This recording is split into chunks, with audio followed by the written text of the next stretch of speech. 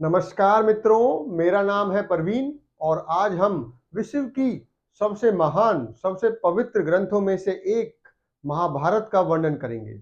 महाभारत जिसकी रचना वेद व्यास जी ने भगवान गणेश जी के साथ मिलकर की थी। आप इसको ऐसे समझ सकते हैं, अगर किसी किताब को लिखना है तो एक तो होता है ऑथर और एक होता है राइटर। तो ऑथर कौन थे? वेद व्यास जी। उन्होंने वर्णन किया था, उन्होंने सुनाया था। और इसको लिखा किसने था? राइटर कौन थे? गणेश भगवान जी। ठीक है।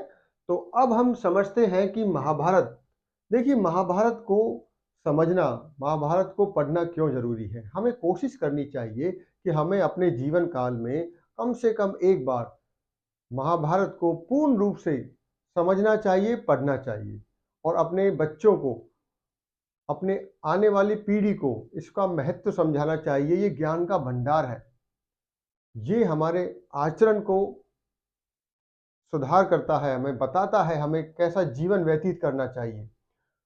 इसमें जितने भी चरित्र हैं सभी का वर्णन आपको समझना चाहिए, उनकी जीवन शैली को समझना चाहिए। सभी के अंदर कुछ ना कुछ संदेश है, सभी के अंदर कुछ ना कुछ ज्ञान छिपा हुआ है।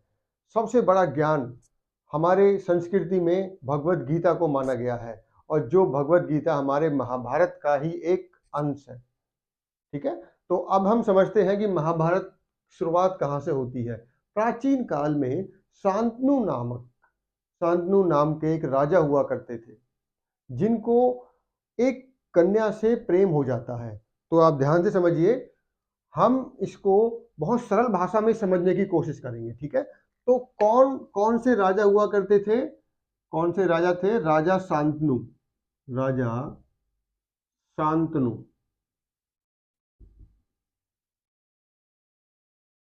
उनको एक समय में एक कन्या से प्यार हो जाता है, प्रेम हो जाता है। उस कन्या को आगे चल के हम गंगा माता के नाम से जानते हैं। तो जब इनको प्रेम होता है, तो प्रेम होने के बाद वो अपने विवाह का प्रस्ताव रखते हैं गंगा से, और गंगा उनसे कहती है कि मैं आपसे विवाह करने को तैयार हूं, बट मेरी एक शर्त है। ठीक है। तो दूसरा चरित्र क्या है, किसकी बात हम कर रहे हैं? तो राजा शांतनु को गंगा से प्रेम हो जाता है और गंगा को वो विवाह करने का प्रस्ताव देते हैं। प्रस्ताव से पहले गंगा उनसे शर्त रखती है कि आप मेरे कार्य में कभी बाधा नहीं डालेंगे। मैं कुछ भी कार्य करूंगी आप उसका सम्मान करेंगे, आप मेरे कार्य में कभी भी, किसी भी कार्य में, कैसे भी कार्य में बाधा नहीं डालेंगे।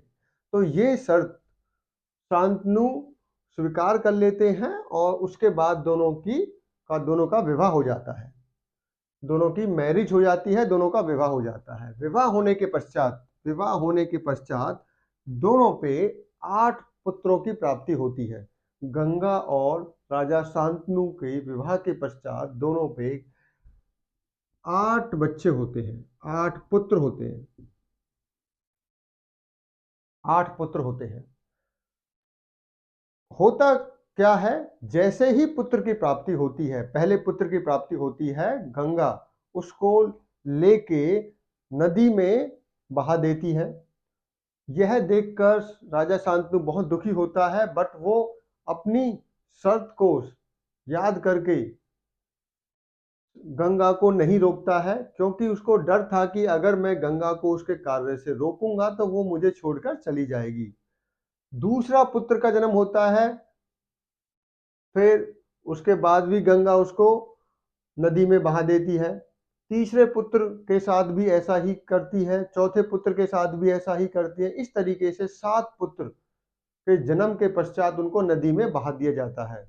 8वें पुत्र को जैसे ही गंगा नदी में बहाने के लिए ले जाती है, तो राजा शांतनु के सब्र का बांध टूट जाता है और वो उनको रोक लेते हैं। उनसे कहते हैं कि हे रानी, तुम कौन हो? तुम ऐसा क्यों कर रही हो?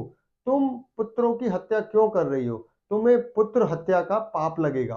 यह सुनकर रानी गंगा, जिसको हम गंगा माता कह के बुलाते हैं, वो कहती हैं कि हे राजन, ये 8 पुत्र हमारे श्रापित हैं, इनको पिछले जन्म में श्राप मिला हुआ है और इस श्राप को से मुक्त करने के लिए मुझे ऐसा करना पड़ा। अब आपने अपनी शर्त का उल्लंघन किया है तो मैं आपको छोड़कर जा रही हूं और अपने आठवें पुत्र जिसका नाम देवव्रत, जो एट्थ जो आठवां पुत्र था उसका क्या नाम, देवव्रत, जिसको आगे चल के भीष्म या भीष्म पितामह के नाम से जाना गया। उन्होंने बोला कि आपने अपनी शर्त का उल्लंघन किया है, अब मैं आपको छोड़ के हमेशा के लिए आठवें पुत्र को लेके जा रही हूँ। यह सुनकर राजा शांतनु बहुत दुखी हो गया और वो जब गंगा अपने उनके पुत्र को लेके वहां से चली गई तो वो रोजाना नदी के किनारे आके उनसे क्षमा याचना करने लगा कि आप मुझे माफ कर दीजिए और मेरा पुत्र मुझे लौटा दीजिए। तो कुछ वर्षों के पश्चात जब जब देवव्रत 10 वर्ष का हो गया, उसके पश्चात माँ गंगा ने शांतनु को देवव्रत को सौंप दिया और वो हमेशा के लिए चली गई। देवव्रत को प्राप्त करने के पश्चात राजा शांतनु उसका पालन पोषण अकेले करने लगे। समय बीतता चला गया। कुछ समय पश्चात जब राजा शांतनु जंगल में शिकार करने के लिए गए हुए थे तो उनकी नजर एक सुंदर कन्या पर पड़ी जिनका नाम सत्यवती था।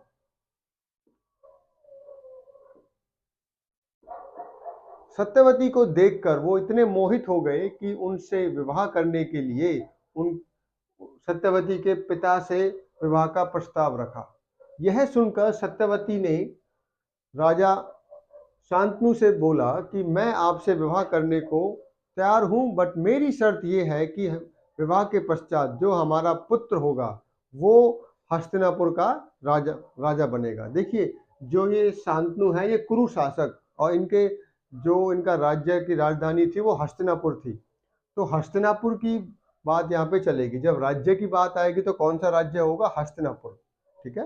तो सत्यवती ने बोला कि शादी के पश्चात जब हमारा पुत्र होगा तो वो हस्तिनापुर का राजा बनना चाहिए। तो यह सुनकर शांतनु नाराज हो जाते हैं और वहां से चले जाते हैं। जब इस बात का पता देवव्रत को, गंगा पुत्र देवव्रत को लगता है तो वो सत्यवती के पास जाते हैं और बोलते हैं, हे माते, मैं आपको वचन देता हूं कि मैं कभी हस्तिनापुर पे शासन नहीं करूंगा, कभी उसका राजा नहीं बनूंगा। यह सुनकर सत्यवती कहती है कि हे गंगा पुत्र, हो सकता है कि आप राजा ना बने, आपका पुत्र राजा बन जाए तो क्या होगा? तो यह सुनकर देवव्रत प्रतिज्ञा लेते हैं, भीष्म प्रतिज्ञा जिसको बुलाया गया कि मैं प्रतिज्ञा लेता हूं कि मैं जीवन भर विवाह नहीं करूंगा और ब्रह्मचर्य का पालन करूंगा। तो इस समय पे इसके बाद से देवव्रत को भीष्म के नाम से जाना गया। देवव्रत को भीष्म के नाम से जाना गया, भीष्म के नाम से जाना, क्योंकि उन्होंने भीष्म प्रतिज्ञा ली थी। भीष्म प्रतिज्ञा ली थी कि जीवन भर कभी भी शादी नहीं करूंगा। और क्यों ली थी? क्योंकि ऐसा करने से सत्यवती राजा शांतनु से विवाह करने को तैयार हो जाती, इसलिए इन्होंने प्रतिज्ञा ली थी कि मैं जीवन भर विवाह नहीं करूंगा और ब्रह्मचर्य का पालन करूंगा। यह सुनकर सत्यवती राजा शांतनु से शादी विवाह करने के लिए तैयार हो जाती है और दोनों का विवाह हो जाता है।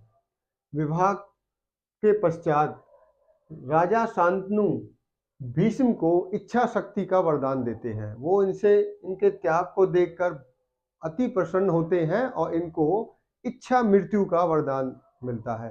तो अगर आपसे पूछा जाता है कि भीष्म को इच्छा मृत्यु का वरदान कहाँ से मिला, तो भीष्म को इच्छा मृत्यु का वरदान उनके पिता राजा शांतनु ने दिया।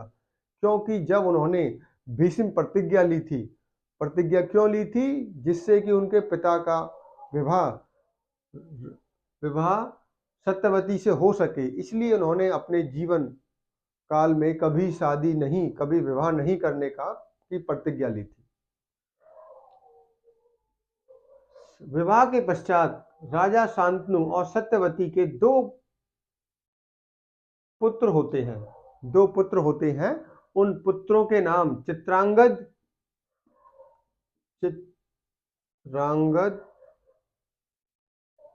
और विचित्रवीर्य थे।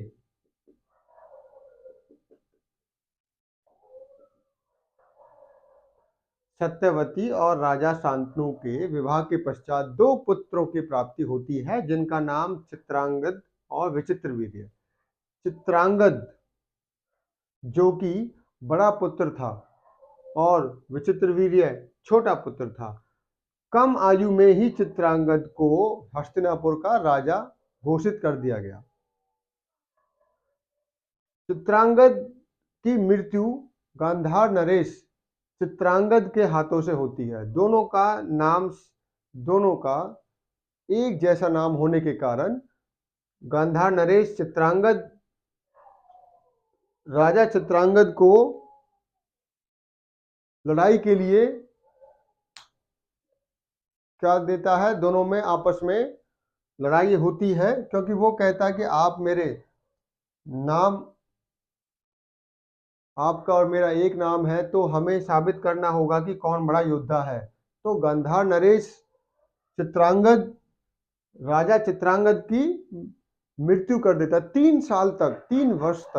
3 वर्ष तक कठोर दोनों में लड़ाई होती है और अंत में चित्रांगद वीर गति को प्राप्त हो जाते हैं।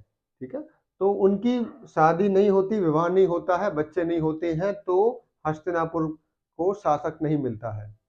तो अगर पूछा जाता है चित्रांगद का मृत्यु कैसे होती है, चित्रांगद की मृत्यु गांधार नरेश चित्रांगद के हाथों से होती है। दोनों का नाम एक ही है, चित्रांगद।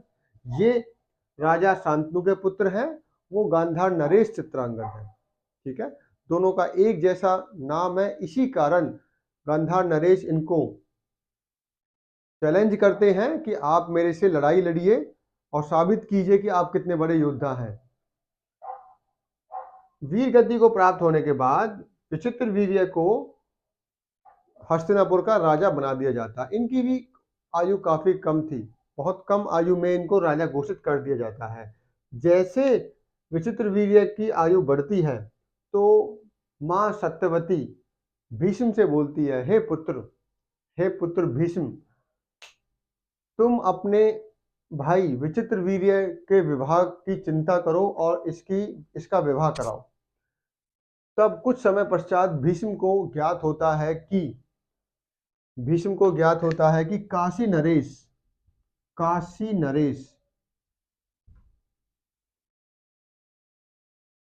काशी का राजा काशी नरेश अपनी 3 पुत्रियों, जिनका नाम अंबा, अंबिका और अंबालिका,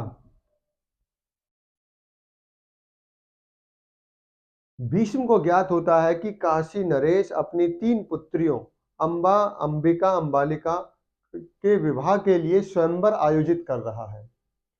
स्वयंवर में अलग अलग राज्य के राजाओं को आमंत्रित किया जाता है, जिससे कि वो अपना प्रदर्शन करते हैं और जो सबसे बड़ा वीर योद्धा होता वहां पर, जिसको रानियां पसंद करती हैं, उससे विवाह कर दिया जाता है। वो उनको वरमालाएं पहनाती हैं और उनका विवाह हो जाता है। परंतु जैसे ही भीष्म को पता लगा कि तीनों रानियां का विवाह हो रहा है, वो बिना आमंत्रण के काशी नरेश के द्वार में पहुंच जाता है और वहां पर उपस्थित सभी राजागण को, जितने भी वहां पे राजा उपस्थित थे, उनसे कहता है कि हे राजाओं, मैं तीनों रानियों का अपहरण करने आया हूं, जिससे कि मैं इन तीनों रानियों का विवाह अपने भाई विचित्रवीर्य से कर सकूं। जिसमें भी सामर्थ्य हो वो मुझे रोकने की कोशिश कर सकता है। यह सुनकर वहां पर उपस्थित सारे राजा भीष्म को से एक साथ लड़े। बताया जाता है कि सभी राजाओं ने 10,000 बाण एक साथ भीष्म के ऊपर चलाए और भीष्म ने उनको आकाश में ही नष्ट कर दिया। और इस तरीके से सभी राजाओं को हरा दिया। उन राजाओं में राजा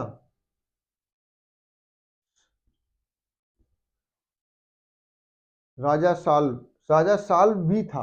राजा साल वो राजा था जिसको अम्बा जिससे प्रेम करती थी। राजा साल वो राजा था स्वयंवर के अंदर जिससे अम्बा शादी करने वाली थी।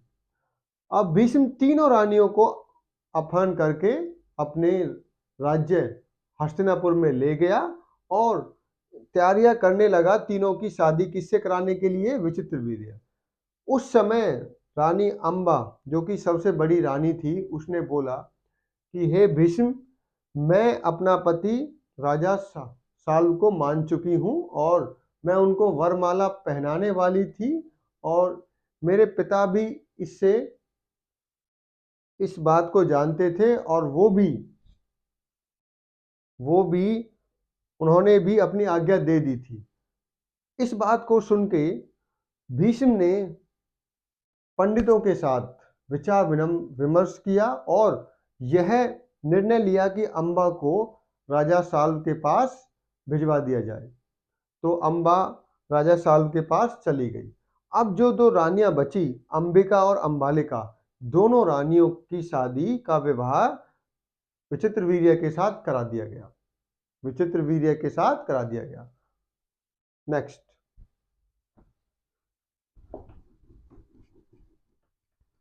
देखिए आपको घटनाक्रम जितना आप सीक्वेंस में समझोगे उतना आसानी से याद रहेगा। अगर आपको ध्यान हो, सबसे पहले शांतनु, राजा शांतनु का विवाह हुआ माँ गंगा से। विवाह होने के पश्चात उनको 8 पुत्रों की प्राप्ति हुई। 8 पुत्रों में से 7 पुत्रों को नदी में बहा दिया गया। 8वें पुत्र को नदी में बहाने से रोक लिया शांतनु ने, जिससे कि माँ गंगा नाराज हो गई और उनको अपने साथ लेके 8वें पुत्र को वो चली गई। कुछ समय बाद 10 वर्ष का जब आठवां पुत्र जब 10 वर्ष का हो गया तो वो उस पुत्र को, जिसका नाम देवव्रत था, उसको शांतनु को देकर चली गई। अब वो पुत्र देवव्रत आगे चल के भीष्म कैसे बना कि जब शांतनु शिकार करने गए हुए थे तो उनको एक कन्या से प्रेम हो जाता है। उस कन्या को सत्यवती बुलाते हैं। सत्यवती से विवाह करने के लिए सत्यवती ये शर्त रखती है कि मेरा पुत्र राजा बनेगा, ना कि गंगा पुत्र देवव्रत। तो देवव्रत उस समय प्रतिज्ञा लेते हैं कि वो शासक नहीं बनेंगे, वो कभी जीवन में विवाह नहीं करेंगे, वो ब्रह्मचर्य का पालन करेंगे। तो उस समय के पश्चात इनको भीष्म बुलाया गया। भीष्म प्रतिज्ञा ली, और प्रतिज्ञा क्यों ली? अपने पिता के लिए। इसलिए पिता इतने प्रसन्न हुए, उन्होंने उनको इच्छा मृत्यु का वरदान दिया। ठीक है। उसके बाद सत्यवती और राजा शांतनु के 2 पुत्र हुए, चित्रांगद और विचित्रवीर्य। चित्रांगद की जो मृत्यु हुई थी वो गांधार के राजा चित्रांगद के हाथों हुई थी। ठीक है। विचित्रवीर्य जो कि छोटे पुत्र थे, उनकी शादी के लिए भीष्म ने 3 रानियों का अपहरण किया था। इनमें से एक रानी को वापस भिजवा दिया गया था। 2 रानियों के साथ विचित्रवीर्य की शादी हुई। अब विचित्रवीर्य और अंबिका अंबालिका 7 वर्ष तक उन्होंने 7 इयर्स खुशी वैवाहिक जीवन व्यतीत किया। 7 वर्ष के पश्चात विचित्रवीर्य को रोग लग गया। वो कौन सा रोग था? आज के समय में उसको टीबी बुलाते हैं। तो विचित्रवीर्य को कौन सा रोग लगा था 7 वर्षों के बाद?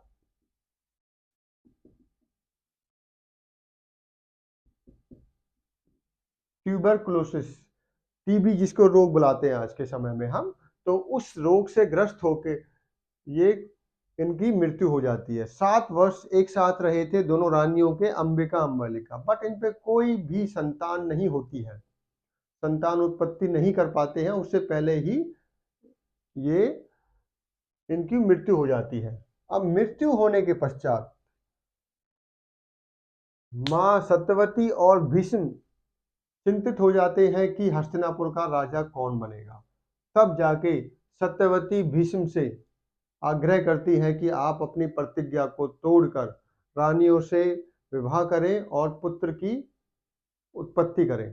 तो इस पर भीष्म कहता है कि हे माते, मैं अपनी प्रतिज्ञा को कभी नहीं तोड़ सकता। तब सत्यवती कहती है कि हे पुत्र भीष्म, हमारे राज्य का कल्याण कैसे होगा, उसका आप सुझाव दीजिए। तब भीष्म कहते हैं कि हे माते, हम किसी गुणी ब्राह्मण को पैसे देकर उनसे अपने महल में उनको लाकर रानियों के साथ बच्चे उत्पन्न करा सकते हैं, बच्चों की उत्पत्ति करा सकते हैं। तो यह सुनकर सत्यवती मुस्कुराई और उसने भीष्म से बोला, हे पुत्र, मैं आप पे विश्वास करके मैं आपको एक अपनी सच्चाई बताना चाहूंगी। मैं आपको एक सच्चाई बताती हूँ। मेरा जन्म मेरा जन्म ऋषि पाराशर मेरा जन्म ऋषि पाराशर के वीर्य से हुआ है। ऋषि पाराशर के वीर्य से हुआ है। मैं ऋषि पाराशर की पुत्री हूँ और ऋषि पाराशर के साथ मैंने संभोग भी किया है और उससे हमारा एक पुत्र हुआ था जिसका नाम था वेदव्यास। हुआ ऐसा था कि मैं राजा मैं ऋषि पाराशर को नाव के द्वारा नदी पार करा रही थी। उसी समय ऋषि पाराशर ने इच्छा जताई कि मैं आपके साथ संभोग करना चाहूँगा। उस समय सत्यवती ने बोला, नहीं हे ऋषि, आप ऐसा नहीं कर सकते, मैं अविवाहित हूँ, मैं ऐसा नहीं कर सकती, ये पाप है। तो आग्रह करने के पश्चात, कई बार आग्रह करने के पश्चात सत्यवती ऋषि पाराशर ऋषि पाराशर के साथ संभोग करने के लिए तैयार हो जाती है। संभोग करने के बाद दोनों को एक पुत्र की प्राप्ति होती है जिसका नाम होता है वेद व्यास। वेद व्यास, देखिए, वेद व्यास जी जंगल में उनका पालन पोषण हुआ। तो इस वहां से उन्होंने वेदों की जो ज्ञान था वो प्राप्त किया था, इसीलिए इनको वेद व्यास बुलाया गया। तो वेद व्यास किसके पुत्र थे? वेद व्यास ऋषि पाराशर और सत्यवती के पुत्र थे। जब सत्यवती अविवाहित थी तब से सत्यवती का ऋषि पराशर के साथ संभोग हुआ था। उसके बाद इनको पुत्र की प्राप्ति हुई थी। ठीक है, पुत्र की प्राप्ति हुई थी। अब जैसे ही भीष्म को इस बात का पता लगता है तो वो कहता है, हे माते, मैं आपसे आग्रह करता हूं कि आप अपने पुत्र का स्मरण कीजिए, को याद कीजिए, उनको बुलाइए, जिससे कि वो हमारे हस्तिनापुर का कल्याण कर सके। तो सत्यवती ये सुनकर अपने पुत्र का ध्यान करती हैं और वो उसी क्षण वहां पर प्रकट हो जाते हैं। तब सत्यवती वेद व्यास से कहती है, हे पुत्र, हमें हमारे राज्य के लिए पुत्र चाहिए जिससे कि हम अपने हस्तिनापुर के लिए राजा बना सकें। तो यह सुनकर वेद व्यास जी कहते हैं, हे माते, मैं आपकी आज्ञा अनुसार पुत्र की प्राप्ति कराऊंगा। आप रानियों को ये समझा दीजिए कि मैं आधी रात को उनके पास आऊंगा और उनको मेरे आकार को देख के घबराना नहीं है। तो यह सुनकर सत्यवती बड़ी रानी, देखो सबसे बड़ी रानी अंबा थी, उससे छोटी अंबिका, तो अंबिका को समझाती हैं कि यह हमारे राज्य के कल्याण के लिए जरूरी है और ये कदम हमें उठाना पड़ेगा। इसको नियोग बुलाते थे उस समय। अगर परिवार में किसी को पुत्र की प्राप्ति नहीं हो रही है किसी कारणवश, तो परिवार का कोई और सदस्य संभोग करके उसको पुत्र की प्राप्ति करा सकता था। इसको नियोग प्रक्रिया बुलाते थे। तो अंबिका मान जाती है और वो सज धज के तैयार होके बैठकर आधी रात को प्रतीक्षा करती है। जैसे ही वेद व्यास जी अंबिका के कक्ष में जाते हैं तो वो उनको आकार देखकर घबरा जाती है और घबराते समय वो अपनी आंखें बंद कर लेती है। जब अंबिका और वेद व्यास जी का संभोग होता है तो पूरे संभोग के समय अंबिका अपने आंखें बंद रखती है, जिस कारण से इनका जो पुत्र होता है वो नेत्रहीन पैदा होता है, जिसका नाम धृतराष्ट्र होता है। क्या होता है? धृत, जो आगे चल के हस्तिनापुर का शासक भी बनता है। ठीक है, धृतराष्ट्र। धृतराष्ट्र नेत्रहीन बनता है, ब्लाइंड। कैसा? ब्लाइंड। तो जैसे ही वेद व्यास अंबिका के कक्ष से निकलते हैं तो सत्यवती माता पूछती है कि हे पुत्र, अंबिका से कैसा पुत्र की प्राप्ति होगी? तो वो कहेगा आपका पुत्र बड़ा ही बलशाली होगा, सौ सौ बच्चे प्राप्त होंगे उसे, बट वो नेत्रहीन होगा, क्योंकि संभोग के समय अंबिका ने, रानी अंबिका ने अपने नेत्र बंद कर लिए थे, इस कारण से नेत्रहीन बच्चा पैदा होगा। तो यह सुनकर सत्यवती परेशान हो जाती है। वो आग्रह करती है वेद व्यास से कि पुत्र, आप दोबारा से हमें एक और पुत्र की प्राप्ति कराइए। तब वेद व्यास जी कहते हैं ठीक है, तो आप दूसरी रानी को समझाइए, उनसे बोलिए कि मैं आधी रात को आऊंगा और वो अपने नैन बंद ना करें, घबराए ना।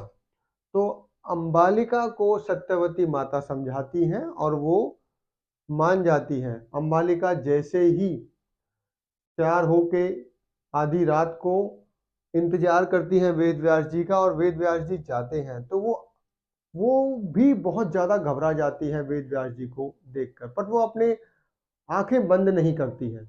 उनका हृदय रुक जाता है, पीली पड़ जाती है, जिस कारण से जो पुत्र होता है वो पीले रंग का हृदय रोग के साथ पांडु नामक बच्चा होता है। इस नाम से जाना गया पांडु। पांडु का मतलब होता है हृदय रोग। पांडु क्यों हुआ? क्योंकि हृदय उस समय रुक गया था। उनको रूप को देख के अंबालिका रानी इतनी डर गई थी कि वो उनका पीला पड़ गया, उनका जो शरीर था वो पीला पड़ गया, हृदय रुक गया। तो हृदय रोग के साथ जो बच्चा हुआ उसको पांडु बुलाया गया। तब वेद व्यास जी जैसे ही अंबालिका के कक्ष से निकले तो माँ सत्यवती ने पूछा कि हे पुत्र, अब आप बताइए कि अंबालिका से कैसा पुत्र की प्राप्ति होगी? वो कहेंगे बड़ा ही बलशाली होगा, राजा बनेगा आगे चल के, बट वो पांडु रोग से ग्रस्त होगा। यह सुनकर फिर आग्रह करती है सत्यवती कि आप एक बार और पुत्र की प्राप्ति की कोशिश कीजिए। तो इस पर अंबिका अब की बार क्या करती है, एक दासी को अपनी जगह पर कक्ष में बिठा देती है। तो जैसे ही वो दासी कक्ष में बैठी रहती है और वहाँ पे वेद व्यास जी आते हैं, तो वो दासी उनसे नहीं घबराती है वेद व्यास जी से, और उनका आदर सम्मान के साथ करती है और उनके साथ संभोग करती है। तब उस समय वेद व्यास जी कहते हैं कि हे दासी, अब तुम दासी नहीं रहोगी, तुम्हारा जो पुत्र होगा वो संसार में सबसे बुद्धिमान व्यक्ति कहलाया जाएगा, और जिस पुत्र को आगे चल के विदुर का नाम से जाना गया, विदुर, विदुर सबसे ज्ञानी व्यक्ति माना जाता है। विदुर नीति को हम संसार में सबसे सबसे अच्छी नीति के तौर पे जाने जाते हैं। ठीक है, विदुर की जो नीति है, विदुर की नीति के कारण ही आगे चल के हम देखेंगे कि जो पांडव थे वो कौरव्स ने उनको जलाने की कोशिश की थी, बट वो विदुर की नीति के कारण एक गड्ढा खोद के, जैसे चूहा, जैसे किसी खेत में कभी आग लग जाए तो चूहा वहां पे नहीं जलता है, वो अपना नीचे खुदाई करके वहां पे चला जाता। तो यही नीति के कारण उन्होंने समझाई थी और पांडव को बचा लिया था। कहने का मतलब ये है कि विदुर बड़ा ही बुद्धिमान व्यक्ति था। तो उसके बाद वेद व्यास जी वहां से चले जाते हैं। अब प्रश्न ये था कि तीनों में से कौन राजा बनेगा हस्तिनापुर का? तो बोला गया कि दासी पुत्र को नहीं बना सकते, दासी पुत्र शासक नहीं बना सकते, किसी नेत्रहीन को शासक नहीं बना सकते, इसीलिए पांडु को आखिरकार हस्तिनापुर का शासक बना दिया गया। तो हस्तिनापुर का शासक कौन बना? पांडु। हस्तिनापुर का शासक कौन बना? पांडु। पांडु को हस्तिनापुर का राजा या किंग बना दिया गया। राजा बनने के पश्चात पांडु ने अपने राज्य का विस्तार किया और जिस भी योद्धा के साथ उसकी लड़ाई हुई, उसने सारे ही अपनी लड़ाइयाँ जीती। बहुत ही अच्छा एक योद्धा की तरह, एक राजा की तरह उसने अपने राज्य की रक्षा की। अब पांडु की शादी कुंती से करा दी गई। पांडु की शादी कुंती से हो गई और उसकी एक और रानी हुई जिसका नाम था माद्री। तो पांडु की दो रानियां हुई, कुंती और माद्री। कुंती और माद्री। अब शादी के पश्चात पांडु एक बार जंगल में शिकार करने अपनी दोनों रानियों के साथ गया। वहां पर इन्होंने दो हिरन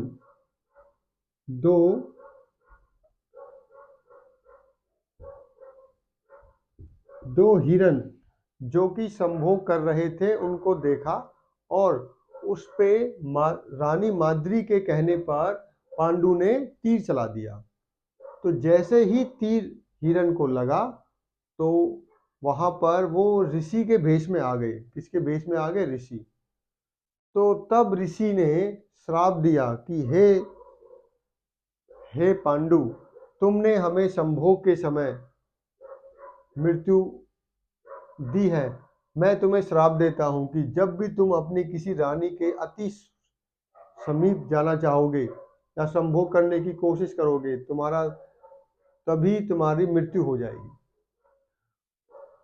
ये जो हमारे ये ऋषि थे जिन्होंने इनको पांडु को दिया था, इनको किंडम ऋषि के नाम से जानते हैं। किंडम ऋषि के नाम से जाना जाता है। इस ऋषि के श्राप के पश्चात पांडु ने अपना राज्य त्यागने का फैसला किया और राज्य को धृतराष्ट्र को सौंप दिया। उसके पश्चात धृतराष्ट्र को हस्तिनापुर का राजा बना दिया गया।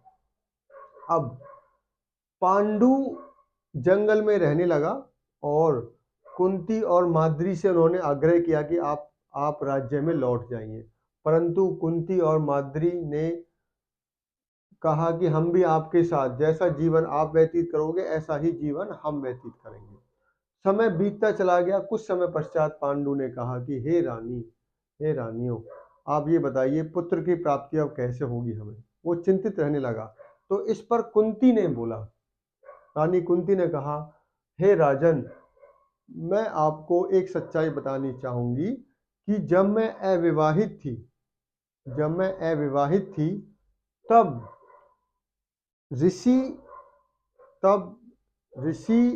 एक ऋषि हमारे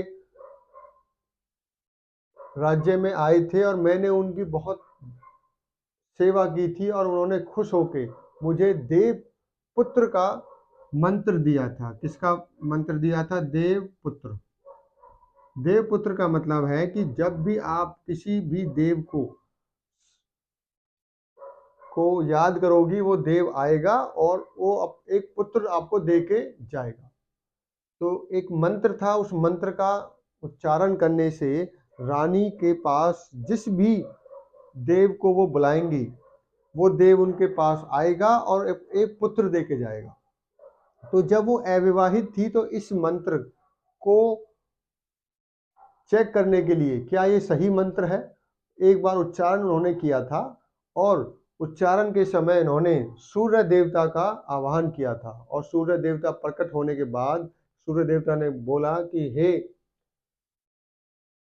हे रानी, हे कुंती, मैं तुम्हें एक तेजस्वी पुत्र का आशीर्वाद देता हूँ। कुंती ने कहा, नहीं, मैं पुत्र को स्वीकार नहीं कर सकती क्योंकि मैं अविवाहित हूँ। इस पर सूर्यदेव ने बोला कि मैं विवश हूँ, मुझे तुम्हें पुत्र का आशीर्वाद देना होगा, और वो पुत्र दे के चले गए। वही पुत्र आगे चल के कर्ण के नाम से जाना गया। तो अविवाहित होने के कारण कुंती उस पुत्र को स्वीकार नहीं कर सकती थी और उस पुत्र को उन्होंने नदी में बहा दिया। आगे चल के उसका पालन पोषण राधे नामक राधे राधे नाम दिया था। राधा जो माता थी जिन्होंने पालन पोषण किया था, ये तो वो माता थी जहाँ से उत्पत्ति हुई थी। राधा जो थी वो उनकी माता थी जिन्होंने पालन पोषण किया था कर्ण का। तब इसको राधे बुलाते हैं। क्या बुलाते हैं? राधे। अब अब ये बात सुनकर पांडु ने कहा ठीक है, तो कुंती आप उस मंत्र का जाप कीजिए और पुत्र की प्राप्ति कीजिए। तो इसके पश्चात कुंती ने 3 बार वो उस मंत्र का जाप किया। पहले मंत्र के जाप में उसको युधिष्ठिर की प्राप्ति हुई। युधिष्ठिर जिसको धर्मराज भी बुलाते हैं हम। युधिष्ठिर कौन से देव को उन्होंने? यमराज को बुलाया था। यमराज।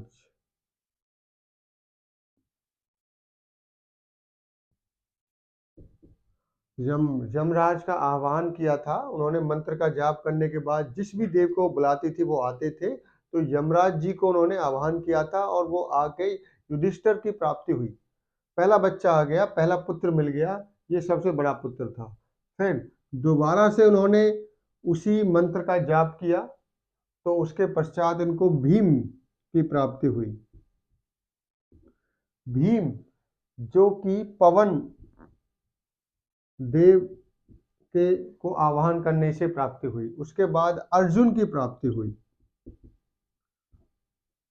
अर्जुन इंद्रदेव का आह्वान किया मंत्र का जाप करने के बाद, तो अर्जुन की प्राप्ति हुई। इस तरीके से कुंती के 3 पुत्र हुए, युधिष्ठिर, भीम और अर्जुन।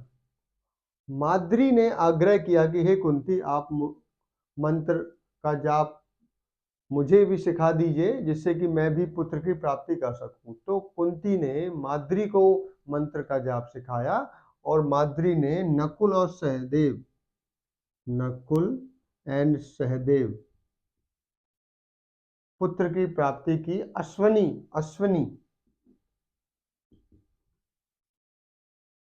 अश्वनी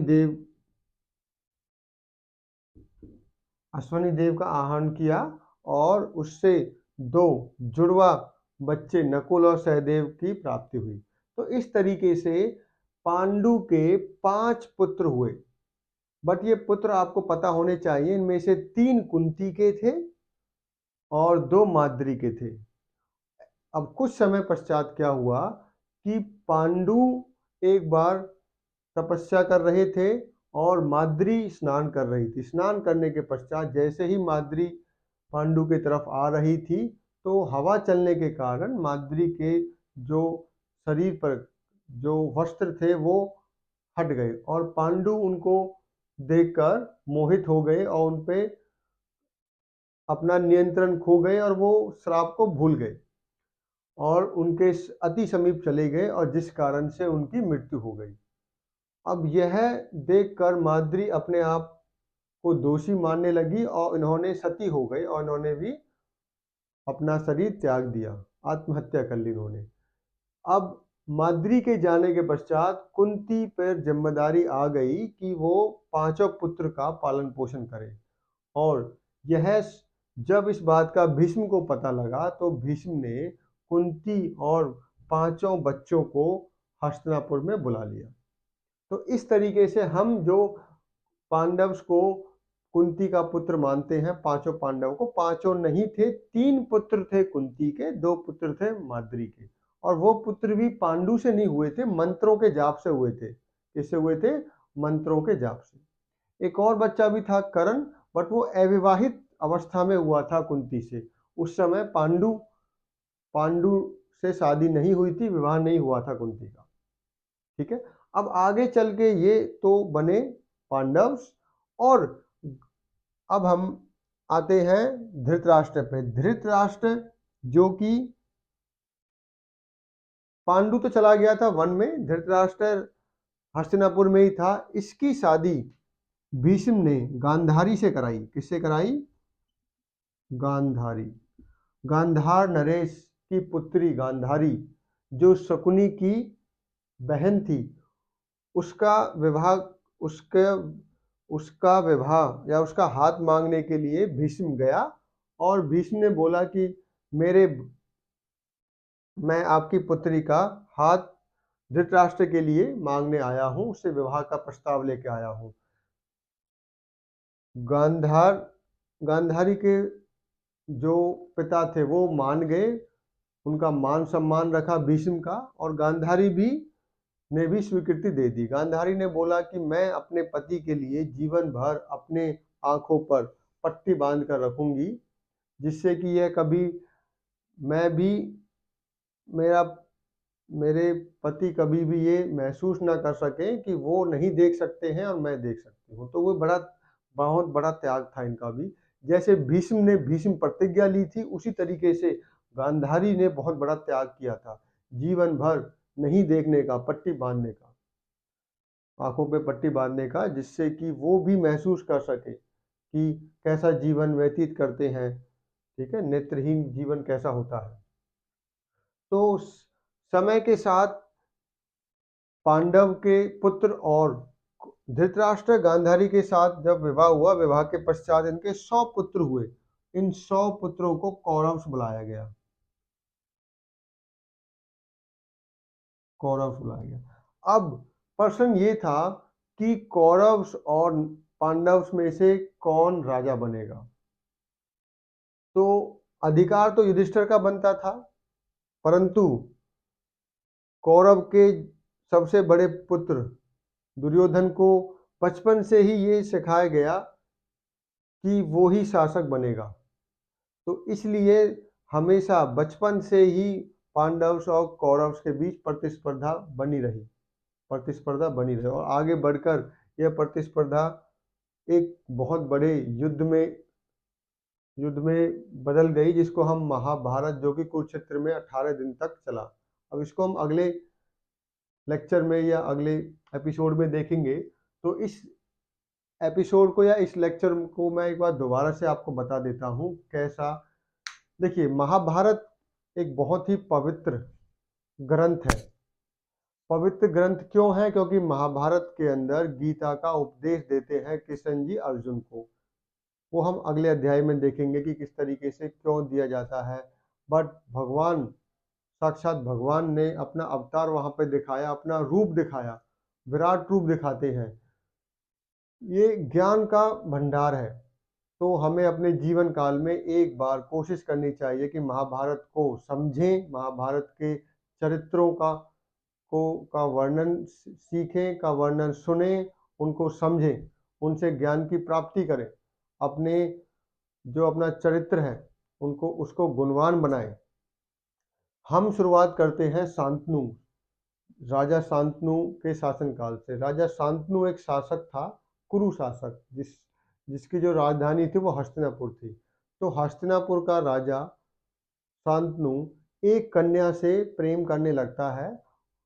उस कन्या को विवाह का प्रस्ताव देता है। विवाह के प्रस्ताव लेने से पहले कन्या राजा शांतनु से कहती है कि मैं आपसे तभी विवाह करूंगी जब आप मुझे ये वचन दें कि आप मेरे कभी किसी कार्य में बाधा नहीं डालेंगे। वो ही कन्या आगे चल के माँ गंगा के नाम से प्रसिद्ध हुई, और जब शांतनु ने उनकी शर्त को स्वीकार कर लिया तो दोनों की विवाह हो गया। विवाह होने के पश्चात दोनों के 8 पुत्रों की प्राप्ति हुई। 8 में से 7 पुत्रों को माँ गंगा ने नदी में बहा दिया, और शांतनु ने उनसे कोई रुकावट नहीं की, क्योंकि वो उसे डरते थे कि गंगा चली जाएगी। 8वें पुत्र को जैसे ही माँ गंगा नदी में बहाने के लिए जा रही थी, तो शांतनु ने उनको रोका और उनसे पूछा कि आप ऐसा क्यों कर रहे हो। इस पर नाराज होके माँ गंगा 8वें पुत्र देवव्रत को लेके चली गई। 10 वर्ष के होने के पश्चात, जब देवव्रत 10 वर्ष का हो गया, उसके पश्चात वो शांतनु को देवव्रत को सौंप कर चली गई। शांतनु का जो पालन पोषण था वो देवव्रत का जो पालन पोषण था वो शांतनु ने अकेले किया। एक बार जब जंगल में शिकार करने जाते हैं राजा शांतनु, तब उनको एक कन्या दिखती है, सुंदर कन्या दिखती है। उस कन्या को देख के वो मोहित हो जाते हैं और उनको इच्छा होती है कि इनसे मैं विवाह करूं। विवाह का प्रस्ताव लेके वो उनके पिता के पास जाते हैं। पिता जब जब वो पिता के पास जाते हैं तो सत्यवती, उस कन्या का नाम था सत्यवती, तो सत्यवती उनसे कहती हैं राजा शांतनु से कि मैं आपसे विवाह तभी करूंगी जब आप मुझे ये वचन दें कि हमारे विवाह के पश्चात जो पुत्र होगा वो ही हस्तिनापुर का शासक बनेगा। यह बात शांतनु को पसंद नहीं आई, राजा शांतनु को पसंद नहीं आई और वो वहां से लौटकर आ गए। जब वो दुखी रहने लगे राजा शांतनु, तब पूरी बात देवव्रत को पता लगी, गंगापुत्र देवव्रत को, और देवव्रत सत्यवती के पास गए और उनको आश्वासन दिया कि मैं कभी शासक नहीं बनूंगा, मैं आपको वचन देता हूं। परंतु सत्यवती ने बोला कि आप शासक नहीं बनोगे पर आपका पुत्र तो शासक बन सकता है। इस पर फिर भीष्म ने तब उस समय देवव्रत ने बहुत बड़ी प्रतिज्ञा ली, जिसको भीष्म प्रतिज्ञा बुलाया गया कि मैं जीवन भर कभी शादी नहीं करूंगा, विवाह नहीं करूंगा, कभी भी मैं शासन नहीं करूंगा और ब्रह्मचर्य का पालन करूंगा। उस समय से देवव्रत का नाम भीष्म के नाम से जाना गया। देवव्रत को भीष्म के नाम से, गंगापुत्र भीष्म के नाम से उनको जाना गया। विवाह होने के पश्चात जब जब सत्यवती का राजा शांतनु से विवाह हो गया, उनके पश्चात उनके 2 पुत्र हुए, चित्रांगद और दूसरा विचित्रवीर्य। चित्रांगद की मृत्यु गांधार नरेश चित्रांगद के हाथों से हुई और विचित्रवीर्य को शासक बना दिया गया। विचित्रवीर्य की विवाह के लिए भीष्म 3 कन्याओं का अपहरण करता है काशी नरेश की पुत्रियों का, जिसमें पहली का नाम काशी होता है, पहली का नाम होता है अंबा, दूसरी का अंबिका, तीसरी का अंबालिका। तीनों रानियों का जब वो अपहरण करता है तो एक रानी कहती है कि मैं अपना पति चुन चुकी हूँ। तब यह सुनकर वो उसको उस राजा के पास भिजवा देते हैं। 2 रानियां अंबिका और अंबालिका के साथ विचित्रवीर्य की विवाह करा दिया जाता है। 7 वर्षों तक सुखी जीवन व्यतीत करने के बाद, सुखी वैवाहिक जीवन व्यतीत करने के बाद विचित्रवीर्य को टीबी का रोग लग जाता है और वो उससे उनकी मृत्यु हो जाती है। संतान की उत्पत्ति न होने के कारण अब ये संकट पैदा हो गया कि हस्तिनापुर पे का राजा कौन होगा। तब तब सत्यवती भीष्म को बताती है कि जब वो अविवाहित अवस्था में थी तो राजा पाराशर के साथ संभोग हुआ था, एक पुत्र की प्राप्ति की थी, वेदव्यास।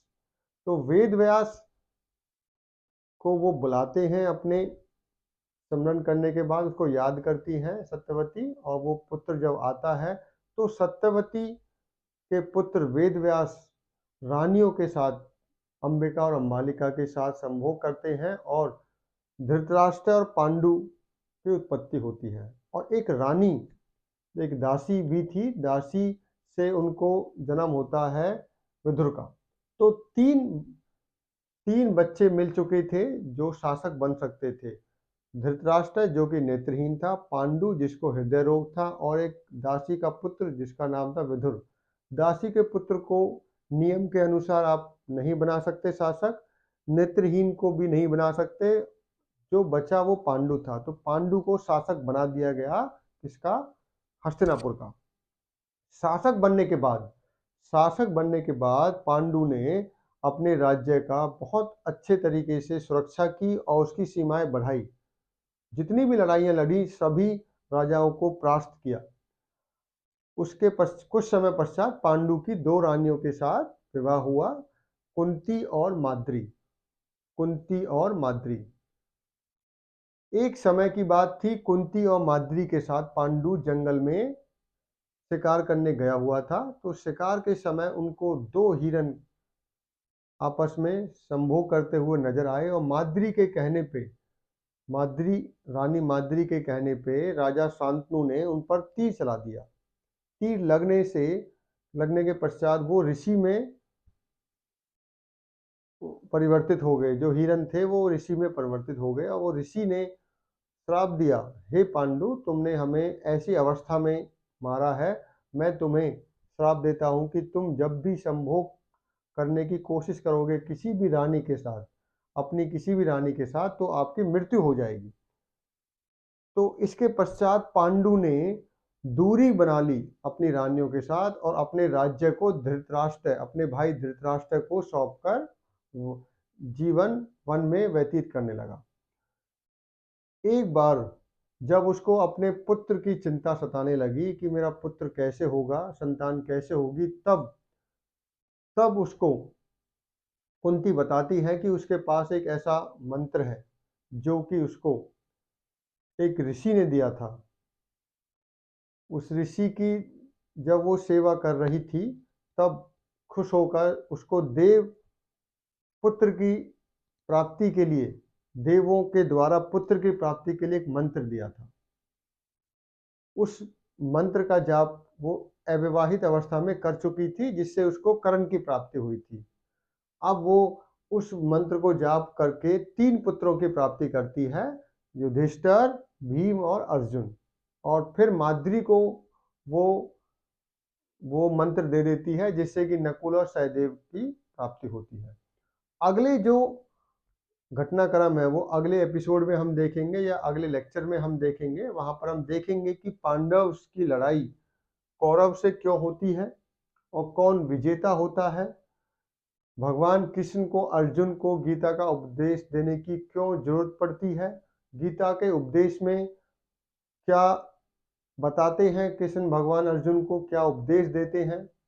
तो ये सारे जो हैं हम वो अगले एपिसोड में कवर करेंगे। Thank you. कोई आपका प्रश्न है तो आप उसको कमेंट बॉक्स में लिखकर हमें बता सकते हैं। हम कोशिश करेंगे कि आपके जो भी प्रश्न है उनका उचित उत्तर आपको दिया जा सके। Thank you.